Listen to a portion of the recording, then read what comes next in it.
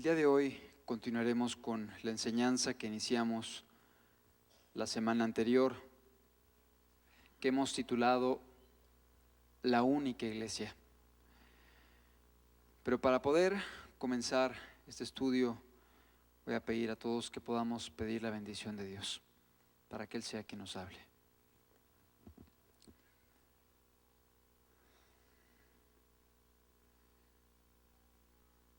Señor, sabemos que tú estás aquí, porque tú lo has prometido y tú eres fiel a tu palabra, Señor. Tú eres el fiel y el verdadero. Háblanos hoy, Dios, en el nombre de Jesús. Amén. La semana anterior comenzamos con el pasaje de Efesios 4:1. Me gustaría que volviéramos a poner el texto, Efesios 4, versículo 1. Y a partir de este pasaje iniciaremos el estudio, la segunda parte de este estudio.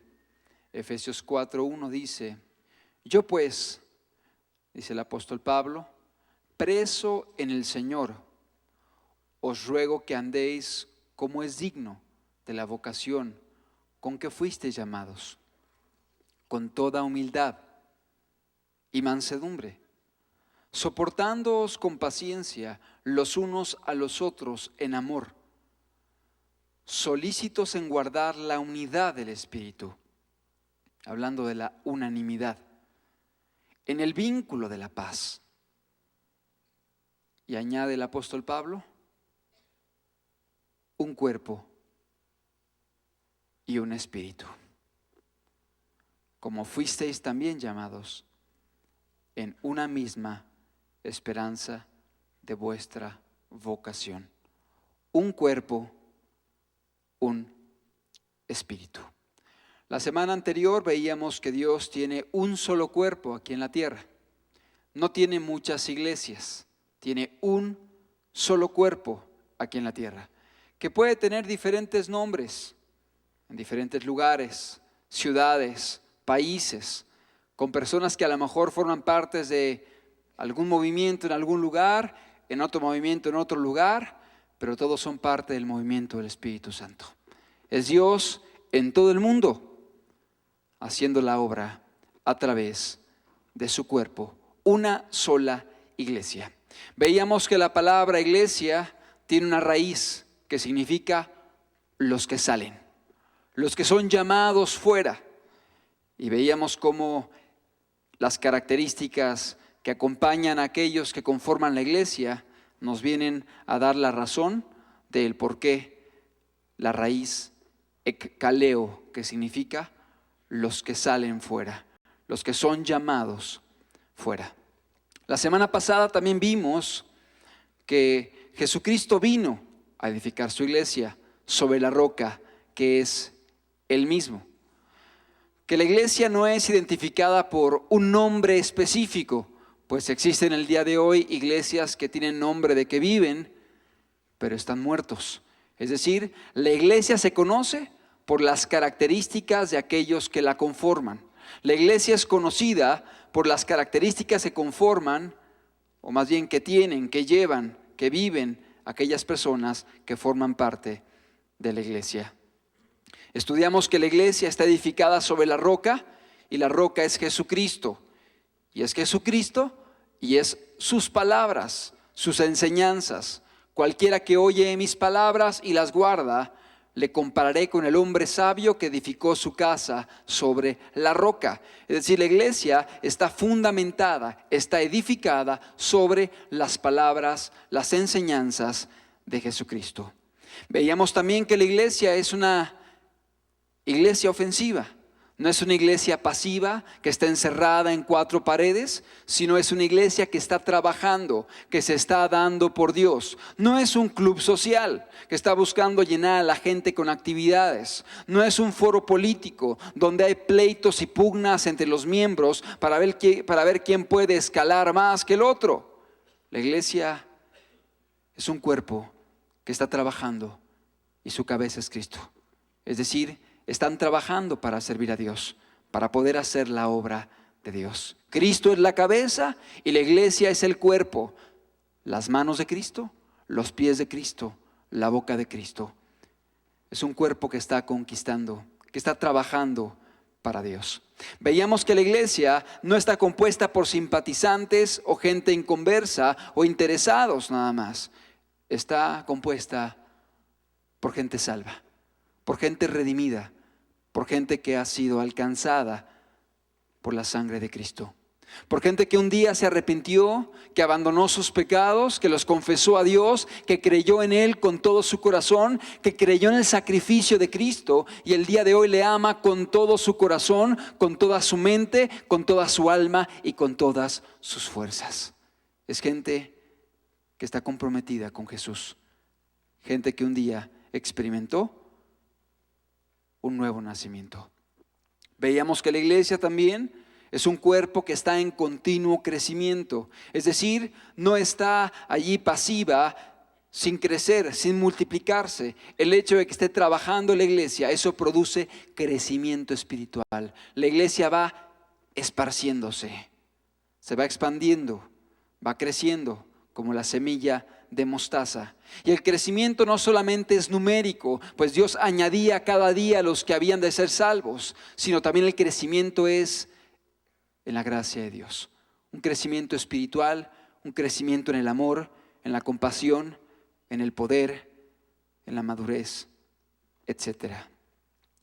También estudiamos la semana pasada que la iglesia no se encuentra en un lugar particular. Es decir, no se encuentra en edificios de 2 aguas, con una cruz arriba y con campanarios y con bancas de caoba y con alumbrado especial y con alfombrado, etcétera. O sea, la iglesia no tiene que estar en ese lugar, porque mucha gente tiene ese concepto incorrecto de que la iglesia es el edificio y que el edificio hace la iglesia. Pero estudiamos que a la iglesia no lo hace el edificio, a la iglesia lo hacen los convertidos. A la iglesia la hace la gente que ha sido redimida, la gente que ha sido salvada por Cristo. Y de hecho la iglesia puede congregarse en cualquier lugar. Puede ser en un local con campanas y como tú quieras, pero están caminando con Cristo, son iglesia. O puede ser en un local como este, o puede ser en un parque, o puede ser en un bosque, o en una casa, como estudiamos el caso de Aquila y Priscila. Puede ser en un parque, puede ser en una cárcel, puede ser en cualquier lugar que se reúnan los cristianos para adorar a Cristo, para alabarlo, para compartir la comunión, para testificar del Dios que los ha rescatado. No importa el lugar, no es el local el que hace la iglesia, sino son los cristianos los que hacen la iglesia. De hecho, un hombre llamado Carlos Spurgeon, él era bautista, era un hombre consagrado, un hombre lleno de fuego y de celo. Este hombre decía: si el lugar en el que estás es una iglesia que ya no gana almas, que ya no impacta a la gente que le rodea, es una iglesia que no tiene amor ni compasión por las personas que están sufriendo y padeciendo, es una iglesia que no se niega, que no se entrega, que no se sacrifica por los demás, decía, mejor cierren sus puertas y pongan cruces negras allá afuera, porque ese lugar es una maldición. Es decir, no es el edificio el que hace a la iglesia, es la gente que ama a Cristo. Pero no solamente ama a Cristo, porque ese es solamente el primer mandamiento. Ama a su prójimo como a sí mismo. Es decir, el amor que tiene para con Dios lo refleja a su prójimo. Y no es un amor sentimental, romántico, es un amor que se manifiesta en la entrega, en la vida, en la compasión, en el servicio. Es decir, es una iglesia que se está dando por aquel que rescató su vida. Estudiamos también que la iglesia es defensora de la verdad y del evangelio. Veíamos cómo el apóstol Pablo llama a la iglesia columna y baluarte de la verdad. Y la columna es la que sostiene, la que levanta la palabra, la que levanta el evangelio, la que exalta el evangelio y a Cristo Jesús. Pero no solamente es columna, sino que es baluarte. Es decir, es protectora del evangelio, es celosa por el evangelio, está defendiendo la palabra de Dios, está peleando las batallas por Cristo, defensora de la verdad, y contiende ardientemente por la fe que un día fue dada a los santos. También veíamos que la iglesia está compuesta por personas que son pobres en espíritu, es decir, que son humildes, que dependen de Dios, que no dependen de sus fuerzas, que saben tener comunión constante con Dios, que saben buscar la dirección en la palabra, que no confían en su propia sabiduría ni en su propia prudencia, sino que ponen su confianza en Dios y en su escritura. Es gente que es pobre y humilde de espíritu, es decir, son personas que no confían más en sí mismos, sino que saben que separados de Él nada podemos hacer, sino que saben que separados de Cristo estamos perdidos, que si decidiéramos caminar lejos de Él, estaríamos condenados a la mayor miseria, porque Él es la vid y nosotros los pámpanos. Él es el tronco y tú eres la rama. Él es quien da vida y no tú das vida a Él. Él es quien tiene la savia que puede alimentar las ramas para que den fruto y para que estén verdes. No eres tú quien sustenta al tronco, es el tronco quien te sustenta a ti. Y aquel que forma parte de la iglesia es pobre y humilde de espíritu y por eso está injertado en Cristo. Está dependiendo de Él porque sabe que necesita de Cristo. Veíamos que aquellos que forman la iglesia son personas que son quebrantadas, que lloran. Y explicábamos que el quebranto es por ver su necesidad y la necesidad de las gentes que están a su alrededor, por ver las injusticias y la dureza que hay en el corazón de las personas que no conocen a Dios. Veíamos que está conformado por gente que tiene mansedumbre. ¿Y qué es la mansedumbre? Sino fortaleza de carácter para dominar sentimientos, para dominar deseos, para dominar quizá pasiones que uno mismo tiene, pero que saben, que la persona sabe que son contrarias a la palabra de Dios. Y aquel que es manso, que viene de la palabra griega prautes, es fuerte de carácter y sabe controlarse a sí mismo. Tiene dominio propio, es dueño de sí mismo. Es decir, aunque vengan situaciones difíciles, conflictivas, dolorosas, no se deja arrastrar, sino que tiene dominio propio, mansedumbre, prautes, fortaleza de carácter, para poder permanecer estable y firme. No por su propia fuerza, por la gracia de Dios soy lo que soy. Por la gracia de Dios. Es decir, la pobreza de espíritu le da prautes, le da mansedumbre, le da fortaleza de carácter. Veíamos también que los que conforman la iglesia de Dios son personas que tienen hambre y sed de justicia, que tienen mucha necesidad, y dice hambre y dice sed, que son necesidades vitales en el ser humano. Hambre y sed de justicia, justicia y rectitud moral, santidad. El cristiano, la iglesia, está conformada por gente que cada día quieren ser más parecidos a Cristo, cada día más puros, cada día más distantes del mal. Hambre y sed de rectitud, de santidad, de integridad. Hambre y sed de justicia. Está conformada por gente que tiene un corazón limpio, y veíamos que el corazón limpio significa intenciones correctas, perfectas, motivaciones buenas, dirigidas por el Espíritu Santo.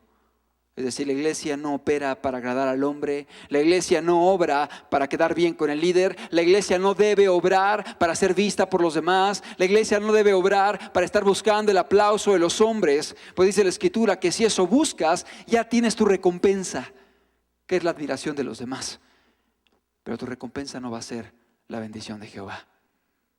Es decir, la iglesia de Dios tiene limpio corazón, hace las cosas con un propósito: agradar a Dios y llevar a la gente a conocerle a Él. Limpio corazón. Y cuando hablo de limpio corazón significa no solamente una justicia exterior, sino una justicia interior, que es mucho más perfecta. Jehová ¿Quién habitará en tu tabernáculo? ¿Quién morará en tu monte santo? El limpio de corazón, el que habla verdad en su corazón y hace justicia. Habla de una rectitud no solamente exterior, donde la gente busca agradar a los demás y quedar bien con el hombre, sino habla de una rectitud interna, de corazón. Bienaventurados los que tienen limpio corazón, dijo Jesús, porque son ellos los que verán a Dios. ¿Y dónde lo van a ver? Ahí en la gloria. Cara a cara le veré. Pero no solamente le van a ver en la gloria. Bienaventurados los de limpio corazón, porque ellos verán a Dios. Lo van a ver cada día en su vida, en los problemas, en las tentaciones, en las dificultades, en las oposiciones, en las críticas, en las situaciones adversas que enfrenten cada día. Van a ver a Dios. Bienaventurados y benditos los que tienen un limpio corazón. Veíamos que la iglesia está conformada por gente misericordiosa, y veíamos que misericordiosa o misericordia implica el ser sensible a la necesidad de las personas que están a nuestro alrededor, de ser sensible a la necesidad de la gente que nos rodea. Y habrá una misericordia por naturaleza, no forzada por el hombre, no forzada por la organización religiosa, sino porque nace del corazón. Y el cristiano querrá dar de gracia lo que de gracia ha recibido, y querrá compartir lo que él ha conocido. Y por eso vemos que la raíz de la iglesia, ekaleo, que significa los que salen, los que son llamados fuera, vemos que concuerda con la labor de la iglesia, que es una iglesia que está afuera, que está trabajando en las plazas, que está trabajando en los hospitales, que está con la gente quizá indigentes, en la calle, con los drogadictos, con los enfermos, con los leprosos, con las personas que están padeciendo necesidad. Allí se ve el trabajo de la iglesia. De este mismo hombre, Carlos Spurgeon, una vez una persona que hablaba de él decía: oh, Spurgeon, es muy impactante cuando está en el púlpito. Pero decía, mucho más impactante es cuando está en las calles, abrazando a los niños, haciendo misericordia y dándose por ellos. Es decir, iglesia es más que doctrina. Iglesia es más que conocimiento. Iglesia tiene que ver con una vida de amor práctico. Amor práctico. No amor romántico, no amor de labios. Oh Dios, cuánto te amo. Pero no hacen nada por la gente que les rodea. Jesús dijo, a través del apóstol Juan, ¿cómo puedes decir que amas a Dios que no ves si no amas a tu prójimo, a quien estás viendo? Es decir, el amor al prójimo, el amor a Dios, se manifiesta por el amor al prójimo. ¿Cómo puedes decir que amas a Dios a quien nunca has visto si no amas a tu prójimo, a quien ves? ¿Dónde demostramos el amor a Dios? Cuando amamos a nuestro prójimo, cuando vemos a Cristo en ellos. Es decir, la iglesia está compuesta por gente misericordiosa, gente que está trabajando por Dios, no gente que está encerrada en cuatro paredes. Y se ha hablado mucho de eso. Iglesia de Cristo no es nada más venir los domingos, cantar alabanzas, levantar las manos, decir amén, conocer doctrina, estudiar Biblia, venir a reuniones entre semana, quizá una o dos, formar parte de un grupo, de una organización, pero donde no hay sensibilidad a la necesidad de la gente que nos rodea. Eso no es iglesia. Iglesia es aquellos que están dispuestos a negarse a sí mismos para visitar a aquellos que están en necesidad. La misericordia de la iglesia será profunda, constante persistente. Y aquí quiero hacer un hincapié, un énfasis especial, porque a veces uno pudiera entrar en confusión y pensar que misericordia es sacar tu mano de la ventana y dar un peso a una persona que te pide dinero. Digo, en cierta manera puedes ayudar a alguien así, pero en cuántas ocasiones la gente que pide dinero así, lo que quiere es no trabajar, o a veces lo que busca es que le estén financiando su adicción. Y uno haría algo incorrecto en estar promoviendo eso. No en todos los casos, pero sí en la gran mayoría de ellos. Y mucha de la gente que está así está siendo explotada por otros, quienes están obteniendo las ganancias, utilizando solamente a personas como niños o ancianos para estar pidiendo dinero. Es más fácil dar un peso y decir, ya hice misericordia. Es más fácil sacar la mano y dar 3 pesitos y decir, cumplí, soy misericordioso, discúlpame. Pero la misericordia que Dios le pide a la iglesia es mucho más que eso. Es una misericordia profunda, es una misericordia comprometida, es una misericordia de largo plazo. Porque yo te pregunto algo, ¿qué es más fácil? ¿Sacar el peso y sacar la mano y dar un peso? ¿O decir, me voy a encargar de un muchachito o de un niño y voy a cuidar de él y le voy a dar vestido y le voy a dar comida y le voy a dar estudios y lo voy a llevar a Cristo? Y eso me va a implicar tiempo, sacrificio, cansancio, desvelos, inversión de tiempo, inversión de muchas cosas. Pero bueno, puedo hacerlo con uno lo hago. Es mucho más fácil dar un peso, un mendrugo de pan y sentirte bien y sentir que has hecho misericordia. Pero Dios quiere una misericordia comprometida, como el buen samaritano que tomó a aquel hombre y no solamente lo acarició y le dio allí una curita, lo cargó, lo llevó a un mesón, lo cuidó en la noche, estuvo con él. Al siguiente día pagó el mesón y dijo, si hay un gasto adicional, lo cobran a mi cuenta, corre por mi cuenta. ¿Qué vemos ahí? Alguien que dio seguimiento a una vida. Esto es misericordia. A lo mejor no puedes darte por todos los niños del mundo, pero quizá puedes darte por uno, por un enfermo, por un encarcelado, por una persona que tenga necesidad. Pero con constancia, con perseverancia. Y si puedes hacerlo por 4, qué mejor. Y si puedes hacerlo con 10, qué mejor.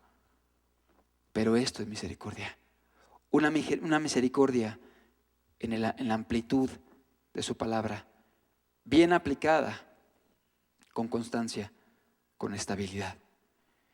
Y creo que es importante enfatizar este punto, porque cuando vemos el juicio final que nos espera a todos los que estamos aquí presentes, vemos a un Dios que no estaba tanto diciendo, a ver, ya no mentías, ya no robabas, ya no hacías esto, ya no hacías lo otro, ya no andabas fornicando, ya no andabas en esto o en lo otro. Vemos un Dios en Mateo 25 que más bien se fijó en el amor para calificar a aquellos que estarían a su derecha y que entrarían al cielo, y para calificar a aquellos que estarían a su izquierda y que no entrarían al cielo, sino que serían condenados. ¿Y cuál fue la característica de aquellos justos, de aquellas ovejas que entrarían, aquellos benditos que heredarían el reino de los cielos preparado para ellos desde antes de la fundación del mundo? Aquellos que fueron misericordiosos. Aquel que vio al preso y fue por él. Aquel que vio al enfermo y fue por él. Aquel que vio al forastero y lo recogió. Aquel que vio al desnudo y lo cubrió. Aquel que vio al hambriento y le dio de comer. Aquel que vio al sediento y le dio de beber. Aquel que estuvo dispuesto a hacer misericordia con la gente que le rodeaba. Ellos son los que van a entrar al reino de los cielos. Es decir, ser cristiano es más que decir, ya no mato, ya no hago esto, ya no hago lo otro. Dios está buscando en tu vida mucho más que eso. Está buscando que ames. Que ames. Pero que ames con el amor ágape, del cual Él habló en las Escrituras. La iglesia está compuesta por gente misericordiosa. Y por eso vemos que las palabras de Cristo son lógicas cuando dice: dichosos, benditos, bienaventurados los misericordiosos. ¿Por qué? Porque ellos alcanzarán misericordia. Porque ellos alcanzarán misericordia. Veíamos que la iglesia está compuesta por pacificadores, gente que predica la palabra, gente que comparte el evangelio, gente que busca cualquier oportunidad para testificar de Cristo. Y veíamos que la iglesia está compuesta por gente que padece persecución, porque es una consecuencia del caminar con Jesús. Estudiamos que la iglesia está compuesta por personas que tienen temor de Dios y que la iglesia está edificada en el temor del Señor. Hay temor en la iglesia. Sí, hay temor. Hay amor por Dios, hay gran amor, pero hay mucho temor, un temor santo, sabiendo que nuestro Dios es amor, pero también es fuego consumidor. Y dice la Escritura que había temor en la iglesia y la iglesia se multiplicaba. Y veíamos cómo el apóstol Pablo exhortaba a la iglesia y la sigue exhortando a conducirnos en temor todo el tiempo de nuestra peregrinación. En Hebreos 10:38 vemos otra característica de la iglesia. Hebreos capítulo 10, versículo número 38. Dice la Biblia: mas el justo por la fe vivirá. Mas el justo vivirá por fe. Y si retrocediere, no agradará a mi alma. Pero nosotros no somos de los que retroceden para perdición, sino de los que tienen fe para preservación del alma. Mas el justo por la fe vivirá. Es decir, es la confianza en Dios la que hace que la iglesia pueda permanecer firme y fiel. Es la confianza en Dios la que hace que la iglesia no se desanime, no decaiga, no se vuelva para atrás y no traicione a aquel que lo salvó. Es la confianza, no son sus fuerzas, no son sus talentos, no son sus habilidades. Es la confianza la que hace que la iglesia pueda permanecer firme. El justo vivirá por la fe. Por la fe. La iglesia está compuesta. La iglesia está compuesta por gente que tiene fe en Jesucristo. Tiene fe en Dios.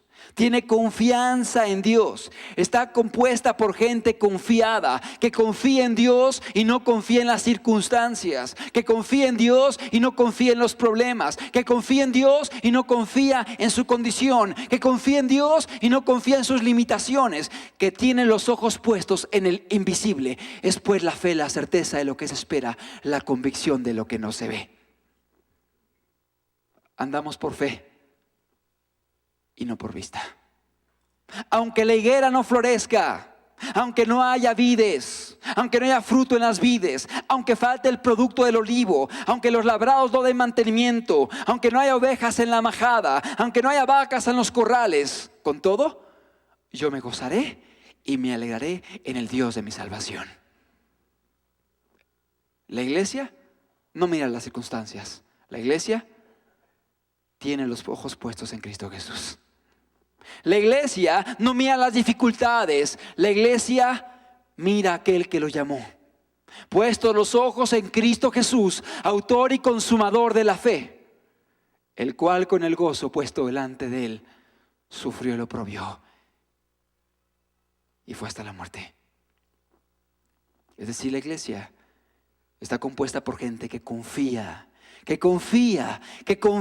en Dios, y ninguno que ha confiado en Dios jamás ha sido avergonzado. ¿Cuántos dicen amén? Ninguno que ha confiado en Dios ha sido jamás avergonzado. Y lo que el diablo busca hacer con la iglesia es tirar la fe. Es que desconfíen. Porque antes de que un cristiano apostate, lo primero que pierde es la fe. Y perdiendo la fe lo perdió todo.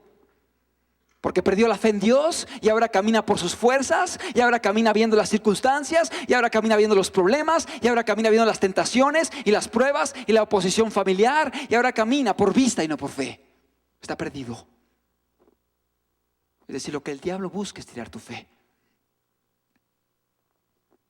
Pero la iglesia está compuesta por gente que confía en Dios. Y por esta fe en Dios permanece en las tentaciones, en las pruebas, en las dificultades. Por eso dice Hebreos, lo volvemos a poner: mas el justo vivirá por fe. Y si retrocediere, no agradará a mi alma. Y dice el apóstol que escribe Hebreos: pero nosotros, se refiere a la iglesia, nosotros no somos de los que retroceden para perdición, sino de los que tienen fe para preservación del alma. Y según algunos comentaristas, lo que está haciendo el autor de Hebreos es poniendo el ejemplo de un hombre que está con un escudo. Y dice: nosotros no tiramos el escudo, ni nos echamos para atrás, huyendo del enemigo y corriendo amedrentados.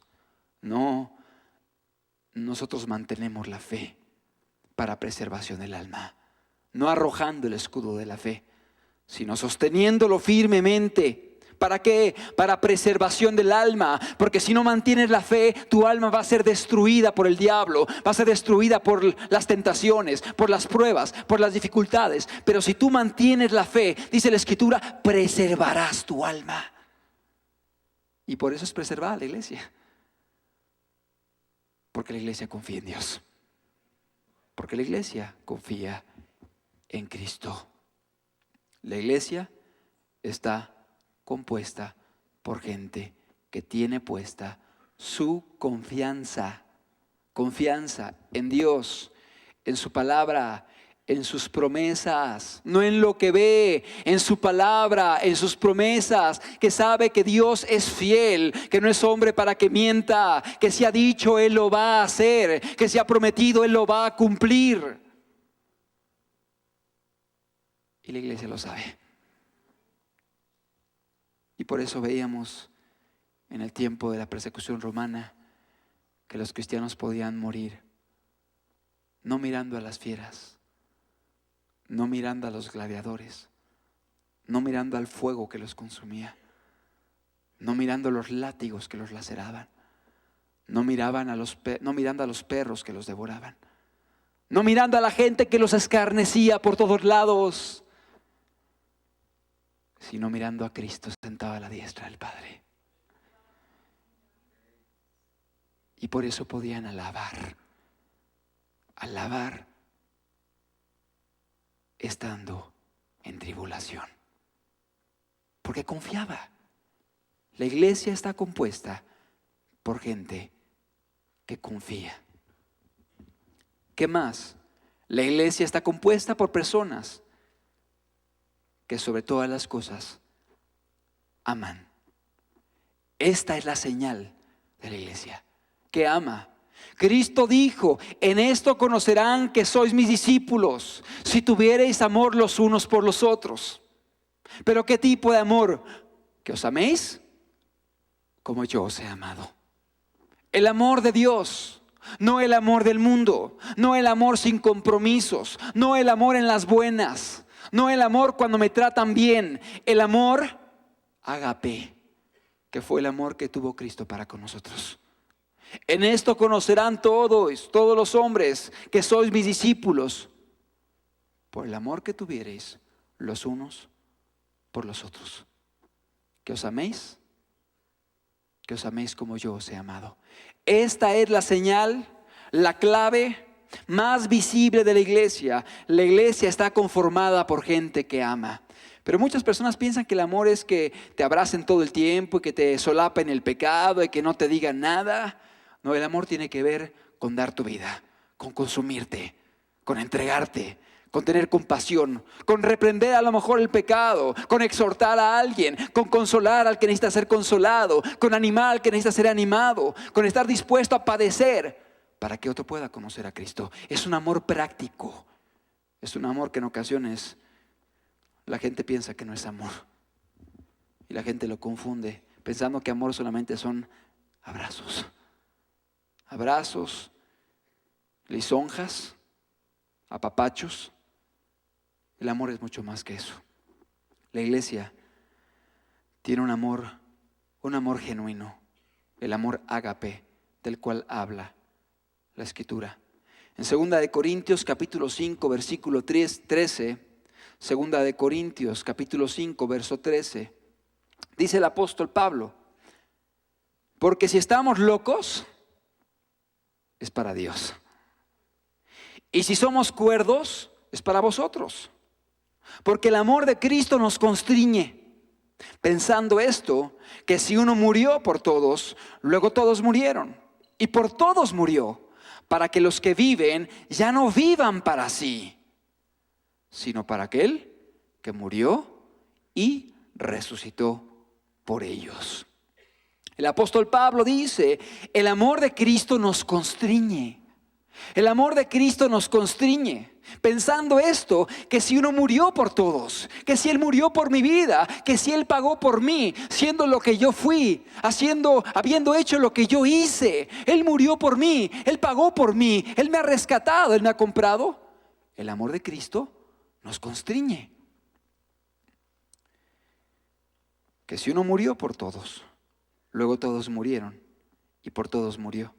Para que los que viven, se refiere a la iglesia, ya no vivan para sí, ya no vivan para sus metas personales, ya no vivan para sus proyectos egoístas, ya no viven para sí, sino viven para aquel que murió y resucitó por ellos. Es decir, la iglesia ahora vive para Cristo. ¿Y por qué vive para Cristo? Porque ama a Cristo. El amor de Cristo nos constriñe.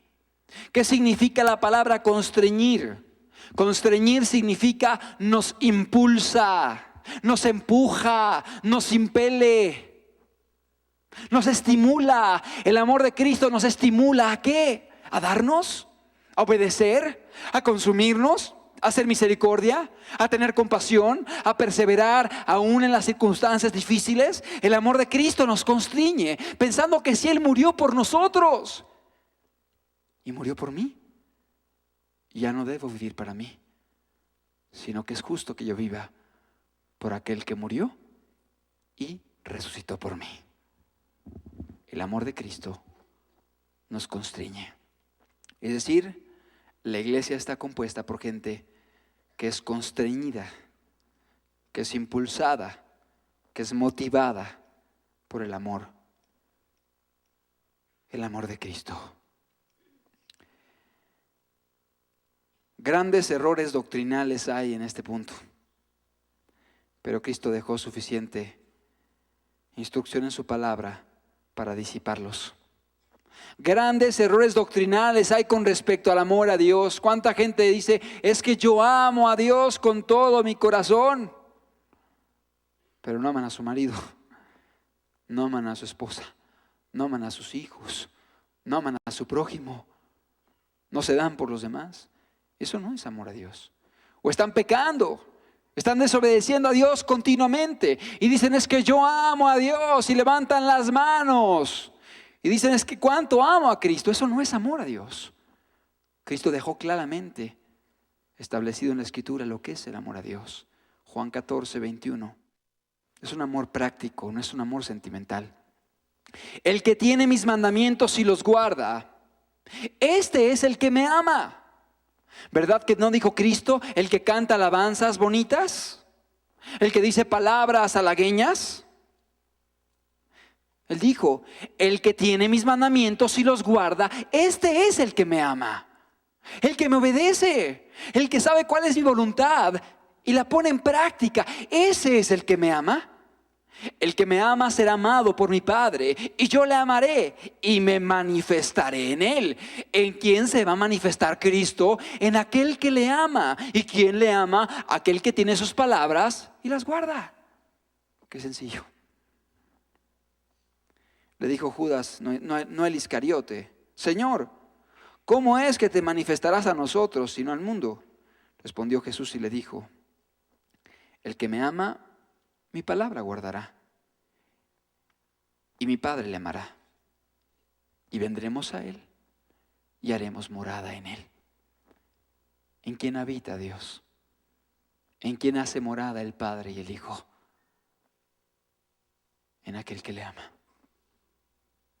Y haremos morada en él. El que no me ama no guarda mis palabras, y la palabra que habéis oído no es mía, dijo Jesús, sino del Padre que me envió. Cristo decía: el amor es práctico, el amor se ve por tu vida, el amor se ve por tu comportamiento, que obedezcas, que guardes la palabra. Y no me refiero nada más en que no peques, me refiero en que sirvas, en que ames, en que hagas misericordia, en que te entregues por Dios, en que obedezcas tanto los mandamientos prohibitivos de Dios como los mandamientos positivos de Dios. Es decir, que obedezcas el no matarás, no robarás, etcétera. Pero también que obedezcas el perdona, sirve, predica, consúmete por los demás, ten misericordia.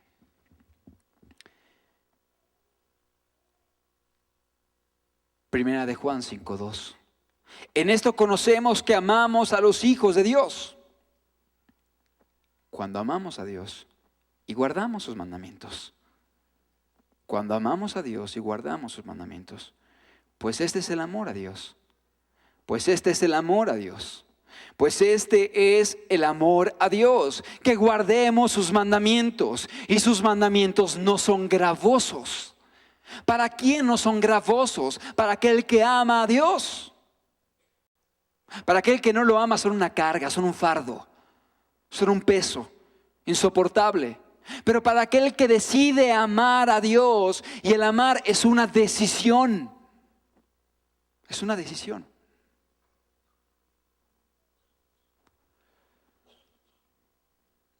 Pues este es el amor a Dios, que guardemos sus mandamientos. Y sus mandamientos no son gravosos. Porque todo el que es nacido de Dios vence al mundo. Y esta es la victoria que ha vencido el mundo: nuestra fe. Otra vez habla de la fe. La iglesia confiante. Pero el amor a Dios es que guardemos sus mandamientos. Y sus mandamientos no son gravosos. Es decir, el amor a Dios es un amor práctico, que se ve en tu vida, que se ve en tu comportamiento, como padre de familia, como madre, como hijo, como esposa, como esposo, como estudiante, como trabajador, como vecino. Ahí se ve el amor. Primera de Juan 2:4. El que dice yo le conozco y no guarda sus mandamientos, el tal es mentiroso y la verdad no está en él. Pero el que guarda su palabra, en este verdaderamente el amor de Dios se ha perfeccionado. Una vez más, ¿en quién se ha perfeccionado el amor de Dios? En el que guarda su palabra. Es un amor que no es un amor sentimental. No es un amor romántico. No es un amor de labios. Es un amor de corazón. Y es un amor que tiene que ver con decisiones. El amar es una decisión. Una ocasión conocí a un hombre, y de hecho era un predicador, un pastor de un grupo X, que dejó a su esposa porque decía que no la amaba ya, que ya no la amaba, que había perdido el amor por ella, y que como ya no la amaba, ya no podía vivir con ella, y la abandonó. Yo tuve la oportunidad de hablar con él y le dije: es que estás confundiendo amor ágape, con amor eros. Y el amor que Dios nos manda es el amor ágape. Y ese amor es una decisión. No es un sentimiento, es una decisión. El amor es sufrido, el amor es benigno, el amor no tiene envidia, el amor no es jactancioso, el amor no se envanece, el amor no guarda rencor, el amor no se irrita, el amor no busca lo suyo, el amor no hace nada indebido. Tiene que ver con decisiones. Tiene que ver con decisiones. No tiene que ver con una cuestión ahí de mariposas y sentimientos aquí adentro. Tiene que ver con decisiones. No hace nada indebido, no busca lo suyo, no se goza de la injusticia, más se goza de la verdad. Es decir, el amor de la iglesia tiene que ver con una decisión que tomó de amar a Dios con su vida, de amar a Dios con su comportamiento, de amar a Dios con sus acciones. Y como dijo el apóstol Juan, aquel que le ama y que guarda su palabra, Cristo dijo: mi Padre y yo le amaremos y nos manifestaremos en Él. Nos manifestaremos en Él. Habrá manifestación de Dios en la vida de aquel que le ama. Dios se revelará. Dios podrá cumplir sus propósitos en aquel que le ama. Nos manifestaremos en Él. Y aparte dice: y haremos morada en Él.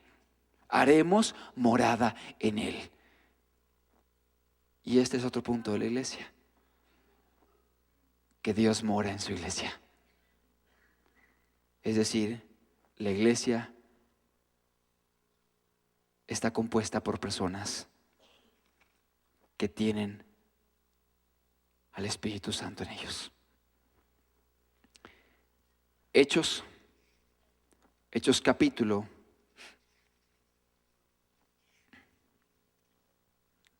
número 9, versículo 31. Es un pasaje que ya habíamos utilizado para hablar del temor de Dios como fundamento de la iglesia, pero quiero ahora emplearlo para demostrarte que la iglesia vive bajo la influencia del Espíritu Santo. Hechos capítulo 9, versículo 31.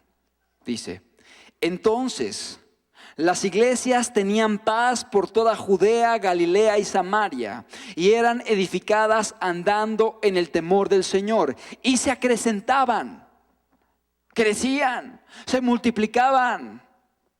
¿Pero por qué? Porque estaban fortalecidas por el Espíritu Santo, porque estaban llenas del Espíritu Santo, porque el Espíritu Santo estaba morando en la iglesia. Es decir, la iglesia está compuesta por personas que están llenas del Espíritu Santo.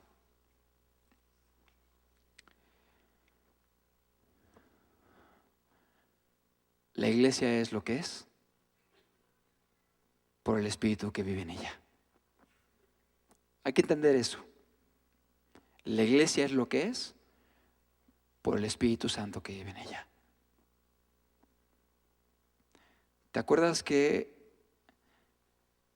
mandó Jesús a los discípulos cuando resucitó y antes de ascender a la gloria? Id y predicad el evangelio a toda criatura. ¿Cómo le llaman a eso? La gran comisión.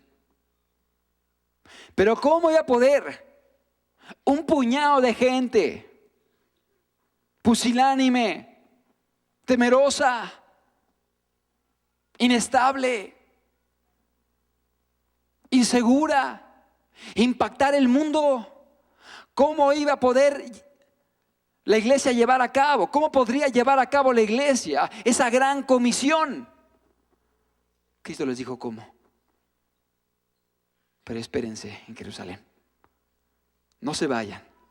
No se vayan. No vayan a hacer la obra. ¿Por qué?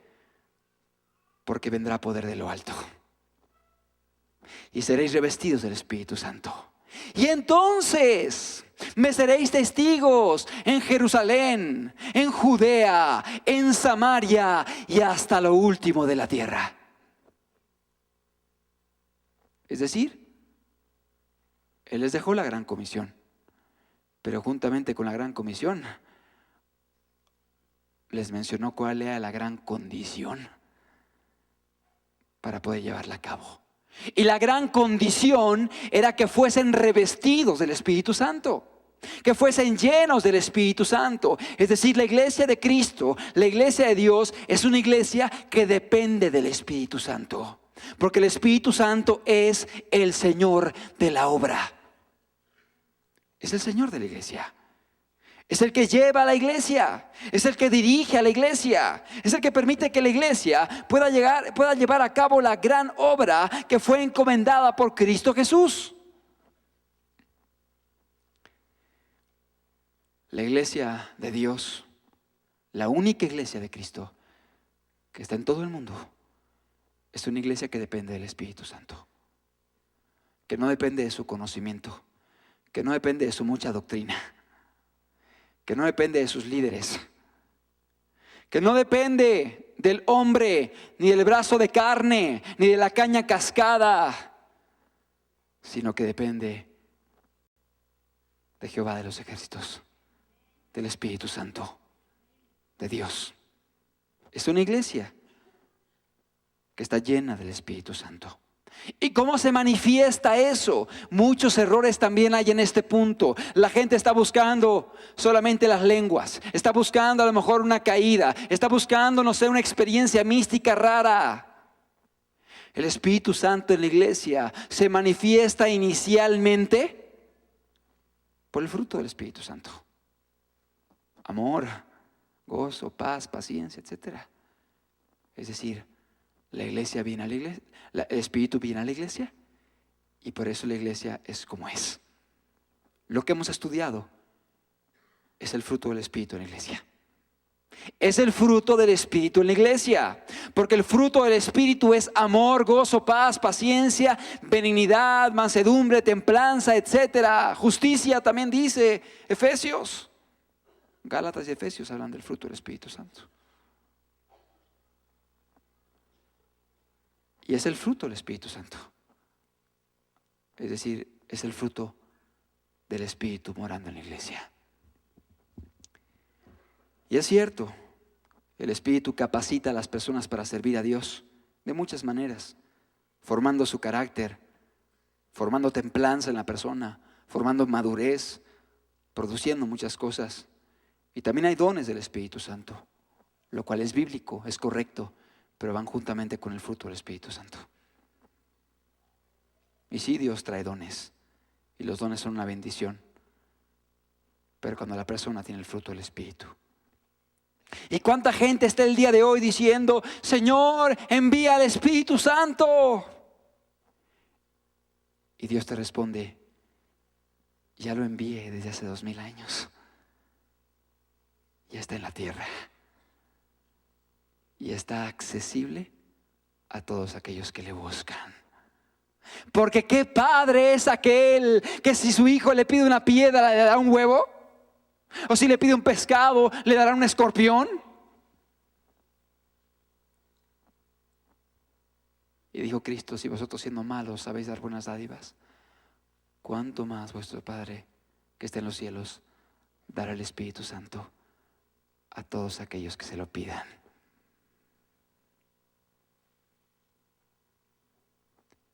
Aquel que ame a Dios,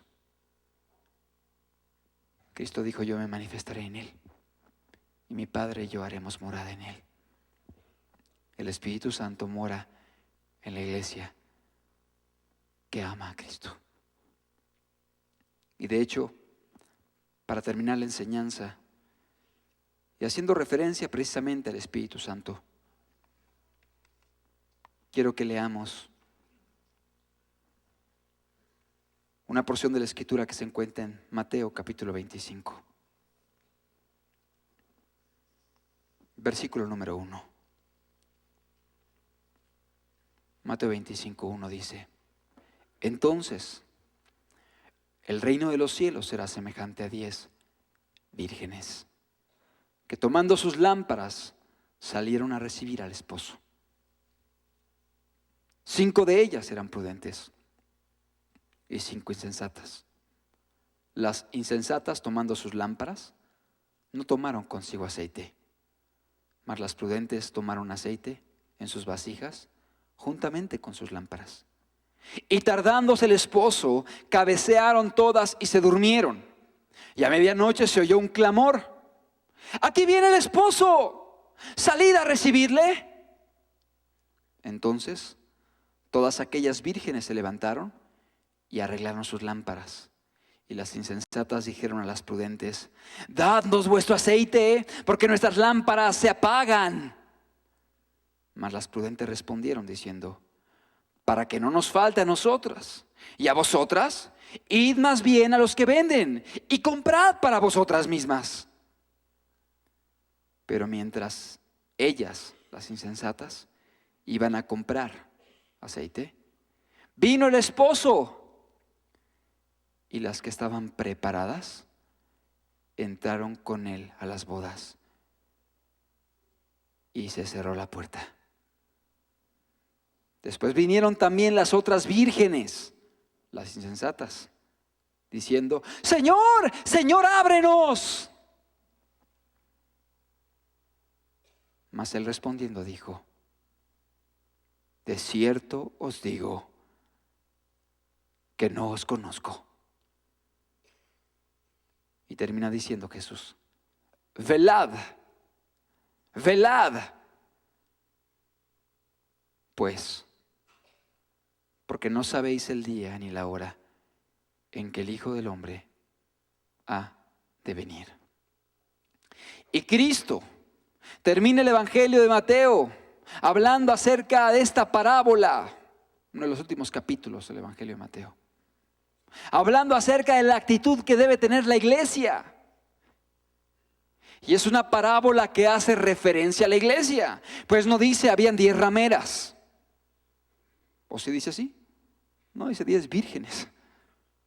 Y vírgenes tiene que ver con la iglesia. La virgen que está ataviada y preparada para recibir a su marido en la iglesia. Y virgen significa pureza. Virgen significa guardarse del mal.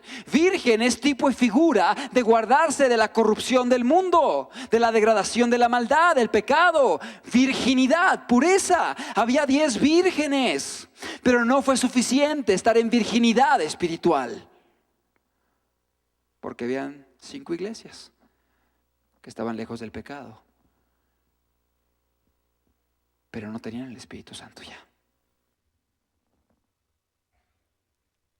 Las lámparas estaban apagando.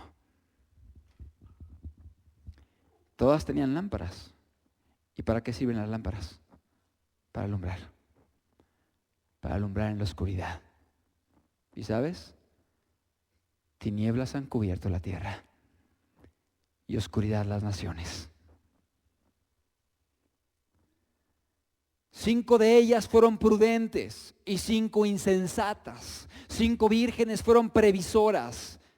Prepararon bien sus lámparas, las llenaron con aceite, estaban preparadas por si su Señor llegaba en cualquier momento. Pero 5 de las vírgenes, no dice de las rameras, 5 de las vírgenes, 5 de las iglesias de Cristo no fueron precavidas, no fueron previsoras, no buscaron aceite para sus vidas. Y el aceite es figura del Espíritu Santo. No buscaron el Espíritu, no dependían del Espíritu. Dependían de la doctrina quizá. Dependían de ya no peco, no hago, soy mejor que los otros. Pero no fue suficiente ser virgen. Había que tener aceite en las lámparas. 5 fueron insensatas, no fueron previsoras, no estaban preparadas, no estaban listas, no tomaron aceite. Y dice la Escritura que tardándose el esposo, parecía que demoraba, parecía que no venía, parecía que se retardaba la promesa. Y tardándose el esposo, cabecearon todas y durmieron. cuando menos parecía que venía, fue cuando llegó el esposo. Y dice la Escritura que a medianoche se oyó un clamor: ¡aquí viene el esposo! ¡Salid a recibirle! Y estaban dormidas. Pero aquellas que estaban preparadas se levantaron y tomaron sus lámparas llenas. Pero las insensatas, las necias, las desprevenidas, cuando oyeron el grito de alerta y de aviso que venía el esposo, comenzaron a pedir aceite a las otras. ¡Dame tu aceite para que no se apague mi lámpara, porque se está apagando y ya viene el esposo! No va a haber recargón ese día. No te vas a poder apoyar de la unción del hermano o de la hermana. Es que estoy en la hora de misericordia y nos está yendo súper bien. Pero la obra es de la hermanita consagrada, o de las 3 hermanitas consagradas, y las otras 5 nada más van ahí a hacer bola. Digo, estoy hablando, no conozco ningún caso específico aquí. No va a haber recargones. Hay cada quien tiene que tener su lámpara. Y cada lámpara tiene que estar llena. ¡Dame tu aceite! No, ve y cómpralo. No vaya a ser que me falte a mí también y se me apague la lámpara. Es decir, hay un precio. Hay un precio. Y el precio es la consagración. El precio es la búsqueda de Dios. El precio es estar bien con Dios. El precio es clamar por el Espíritu continuamente. El precio es la pobreza en espíritu, para que venga el Espíritu y se derrame en la vida. El precio es la humildad y la consagración. Dadnos de vuestro aceite. Vayan y compren. Y tuvieron que ir las insensatas a comprar aceite a última hora. Pero aquí vemos algo. No va a haber o no van a existir preparativos de última hora. Los que estén listos cuando se vea la señal en los cielos están listos y estarán listos. Y los que no estén listos cuando se vea la señal en los cielos no van a estar listos. Y se ve que mucha gente va a querer alistarse a última hora. Ahora sí voy a buscar a Dios. Ahora sí voy a orar. Ahora sí voy a ponerme a cuentas, voy a pedir perdón. Ahora sí voy a hacer esto o lo otro. Ahora sí quiero servir a los demás. Ya no es tiempo de predicar. Ya no es tiempo de hacer misericordia. Ya no es tiempo de orar. Es tiempo de recibir a tu Señor, el cual viene por su iglesia. ¿Cuánta gente querrá prepararse a última hora? Y ya no va a haber tiempo. Y dice la Escritura que las que estaban preparadas entraron y se cerró la puerta. Se cerró la puerta. Y como que nos viene aquel pasaje del Génesis donde dice: y Jehová cerró la puerta. Dios cerró la puerta. Y cuando Dios cierra, nadie abre. Cuando Dios abre, nadie cierra. Pero aquí Él cerró la puerta. Y dice la Escritura que las insensatas llegaron corriendo y comenzaron a golpear en la puerta diciendo: ábrenos, ábrenos. Ábrenos, Señor. Aquí estamos, somos tus vírgenes. No tenemos pecado, nos hemos guardado en integridad, no hemos hecho lo malo, no éramos iguales que las demás, no éramos rameras, éramos vírgenes. Insensata, no estabas preparada, no puedes entrar, no hay lugar para ti, no te conozco. ¿Qué palabras? Mas él respondiendo dijo: de cierto os digo que no os conozco. Y Cristo termina diciendo: velad, velad pues, sé vigilante, velad pues, sé sobrio, Estate avisado, está apercibido. Vigila. Es decir, que cada día lo vivas como si hoy pudiera regresar Cristo por su iglesia. ¿Sabes tú que por todas las señales que vemos en el mundo, Cristo pudiera venir hoy? Hoy pudiera venir. Y la iglesia de Cristo está velando, está vigilante, está preparada. Velad pues, porque no sabéis el día ni la hora en que el Hijo del Hombre ha de venir. Él solamente dejó señales para que estuviésemos listos. Y nos dice, vigila, vela, sé sobrio, estate avisado. Y la iglesia de Dios estará avisada, dependiendo del Espíritu, para poder tener todas las cualidades y características que hemos estado estudiando en estos 2 domingos. Y una iglesia que es así, una iglesia que tiene el fundamento de la roca, una iglesia que es defensora de la verdad, una iglesia que es humilde, una iglesia que llora, una iglesia que es mansa, una iglesia que tiene hambre y sed de justicia, una iglesia que tiene limpio corazón, una iglesia que es misericordiosa, que es pacificadora y predica la palabra, que padece persecución y la soporta, que es temerosa de Dios, que tiene el Espíritu Santo y confía en Dios, no mirando las circunstancias, sino mirando a Dios. Una iglesia que ama mucho a Dios y ama a su prójimo. Esa iglesia es la iglesia de Cristo. Y esa iglesia es de la cual habló Jesús y dijo: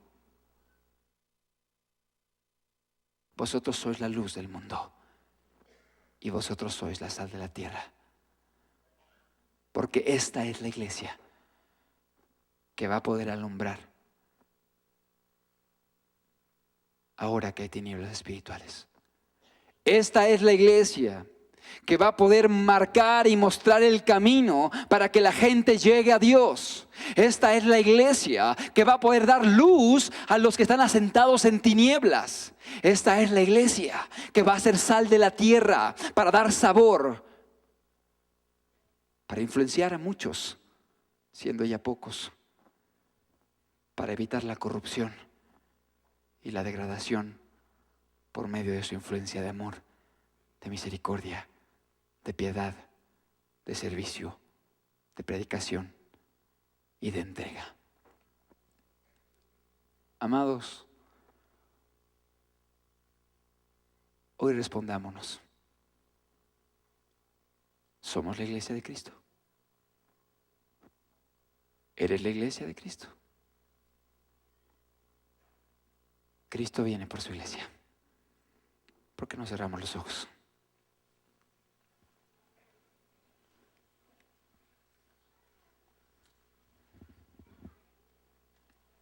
Una sola iglesia.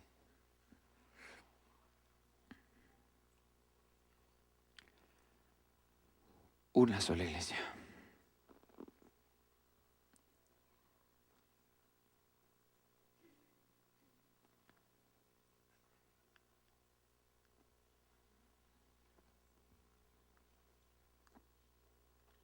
Esta es la iglesia de Cristo.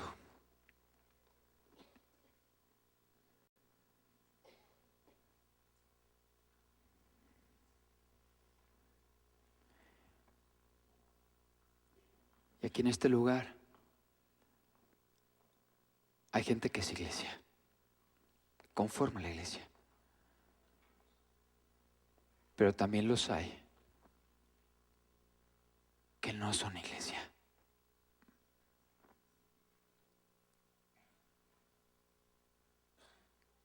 Que tienes nombre de que vives y estás muerto.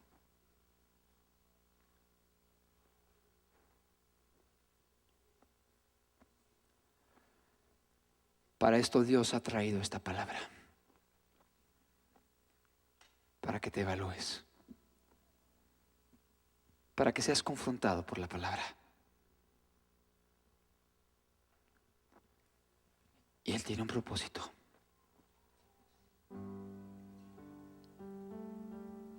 Él desea que tú seas parte de la iglesia.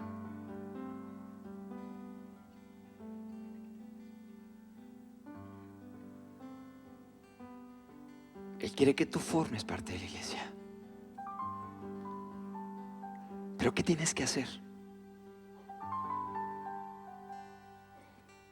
Quizá un buen comienzo sea que hoy seas pobre de espíritu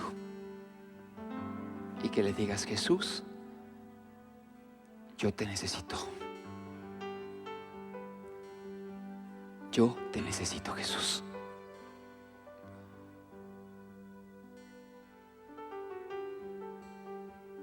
Yo necesito de tu espíritu.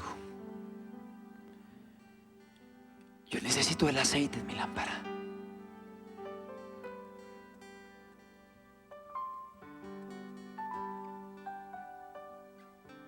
Quizá debas comenzar por la primera bienaventuranza.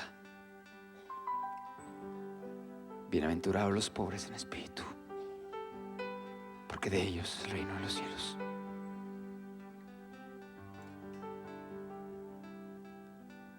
El pobre en espíritu reconoce su condición y pide ayuda. Reconoce su condición y se humilla y pide el socorro de Dios. Y para eso Él te ha traído, para que le busques a Él, para que dejes de confiar en ti mismo, tus fuerzas,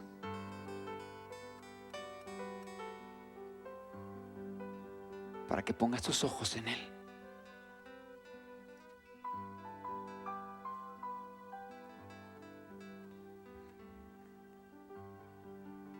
Para que rindas tu vida a aquel que dio su vida por ti.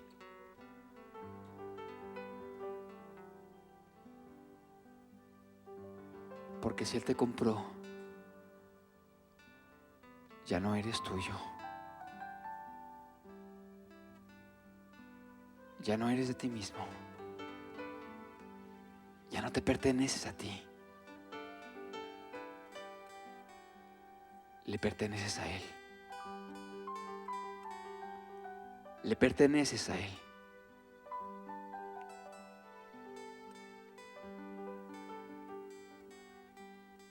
Y una iglesia que reconoce esto será aquella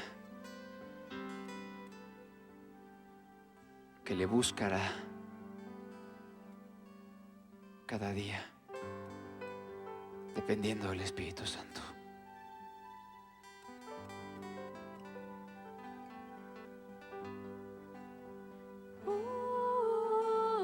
Ven, Señor Jesús, Señor Jesús. Ven, Señor Jesús, Señor Jesús. Queremos ver tu gloria brillar.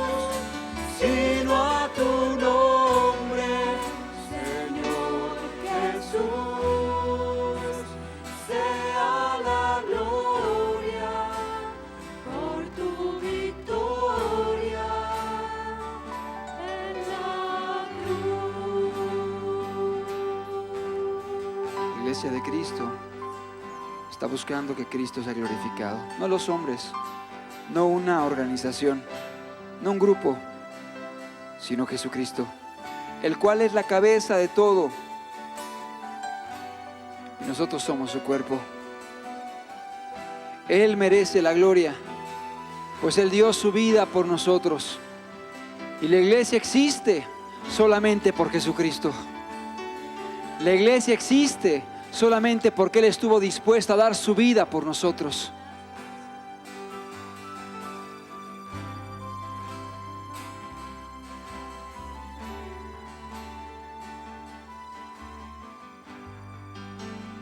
Oh, Ven, Señor Jesús, Señor Jesús.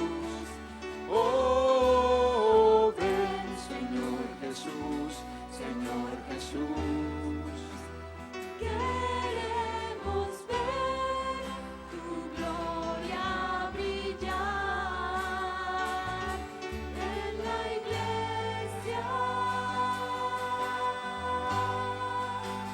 Oh, ven, Señor Jesús, Señor Jesús. Oh, ven, Señor Jesús, Señor Jesús.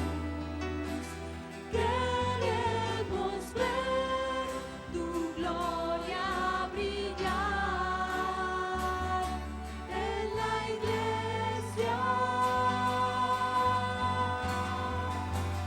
No a los hombres, Señor Jesús, sino a tu nombre, Señor Jesús. Sea la gloria por tu victoria en la cruz del Calvario. No a los hombres, Señor Jesús, sino a tu nombre, Señor Jesús. Sea la gloria por tu victoria en la cruz.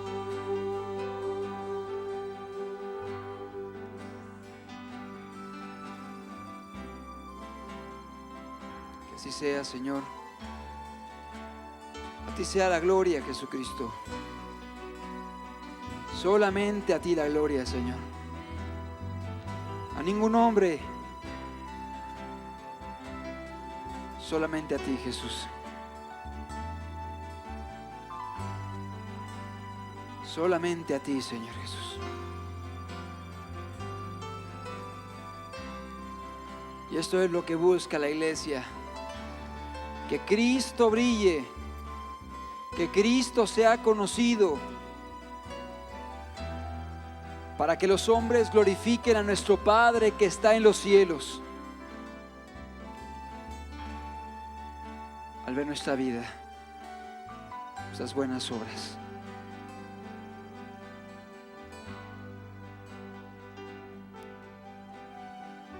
Dios ha traído a este lugar con un propósito. Levantar un pueblo para sí. Levantar un pueblo para sí, a fin de que se cumpla la profecía de Isaías. Porque tinieblas han cubierto la tierra y oscuridad las naciones.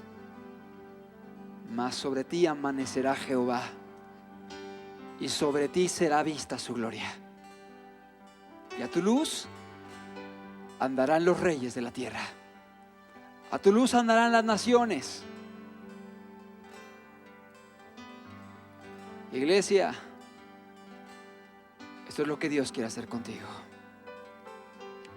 Levantar un pueblo que le ame a Él. ¿Por qué no estamos de pie?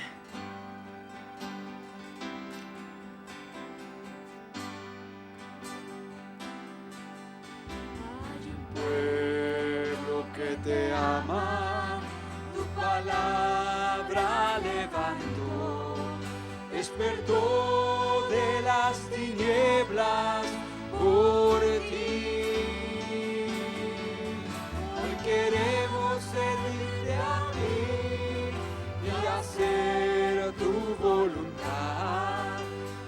luz a tu pueblo y libertad.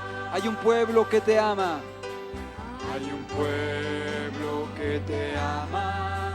Tu palabra levantó, despertó de las tinieblas por ti. Hoy queremos servirte a ti y hacer tu voluntad. Da la luz a tu pueblo y libertad. Ven Jesús, ven Jesús, en medio de tu pueblo. De tu luz queremos alcanzar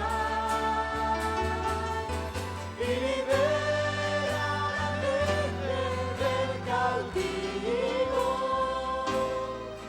Que tu gracia y poder atraerá. Ven Jesús, ven Jesús, en medio de tu pueblo. Que tu luz queremos alcanzar y libera la mente del cautivo. Que tu gracia y poder atraerá. Lo que te ama, tu palabra levantó, despertó de las tinieblas por ti. Hoy queremos servirte a ti.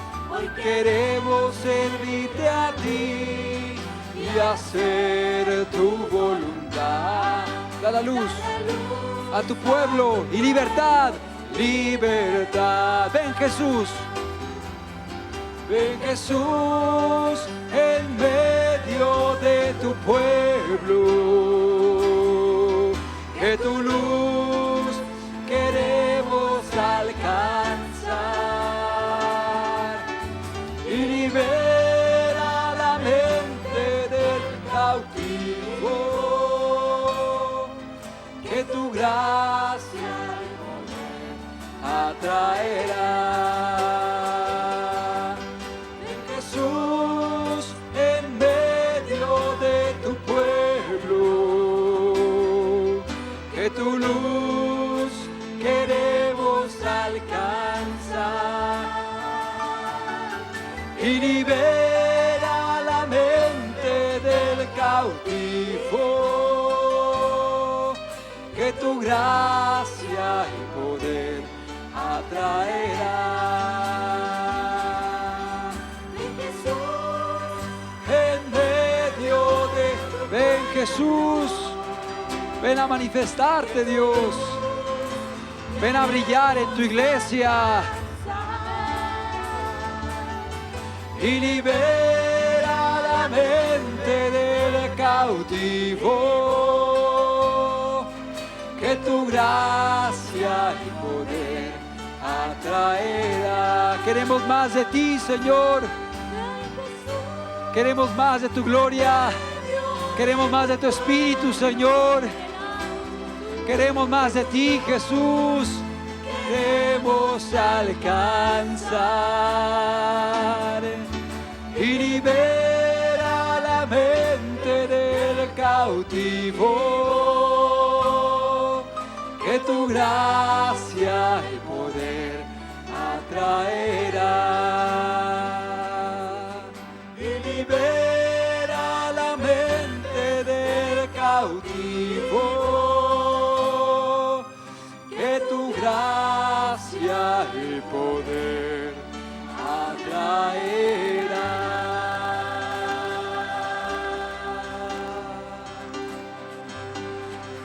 Ven Jesús, ven Jesús, ven sobre tu pueblo, Dios. No estamos conformes, Dios. Queremos más de ti. Queremos más de ti, Cristo. Queremos más de tu espíritu. Queremos ver más, Señor.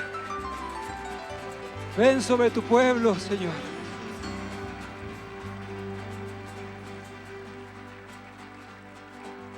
Y añade a aquellos que han de ser salvos a tu iglesia, Dios. Multiplica tu iglesia, Dios.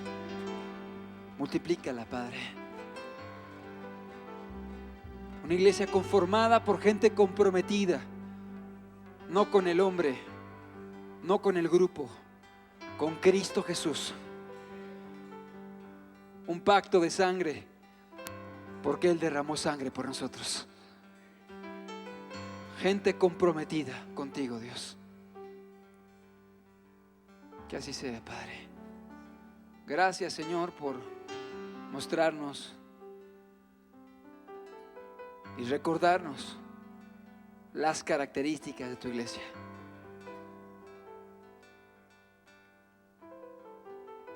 Por esta senda queremos caminar, Señor. Por esta senda queremos andar, Jesús. Brilla tú en medio de tu pueblo. En el nombre de Jesús. Amén, Señor.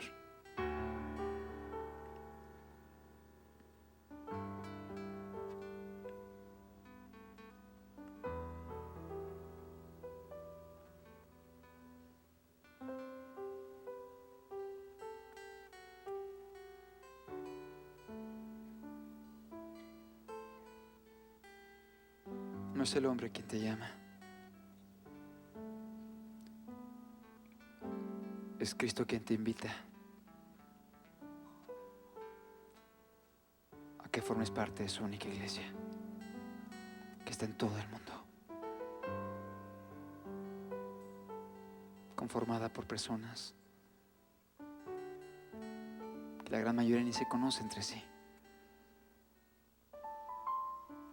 pero que todos hablan un mismo idioma espiritual: el amor a Dios, el amor a Dios y el amor a su prójimo.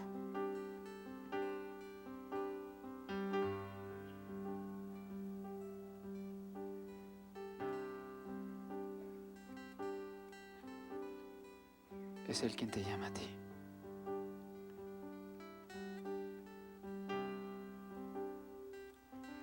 Escuchemos el llamado de Dios.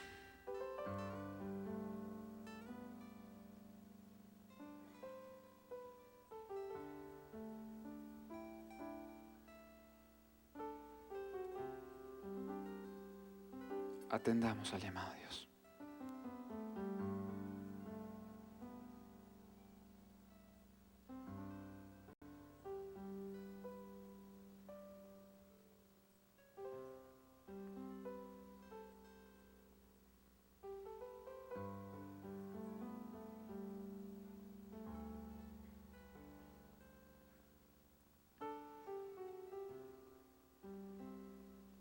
Lleva esta palabra en tu corazón. Que no se quede solamente en un momento bonito donde Dios se manifiesta y asiente a su palabra, diciendo desde los cielos amén, y confirmándote qué es lo que quiere de tu vida. Que no se quede solamente en un momento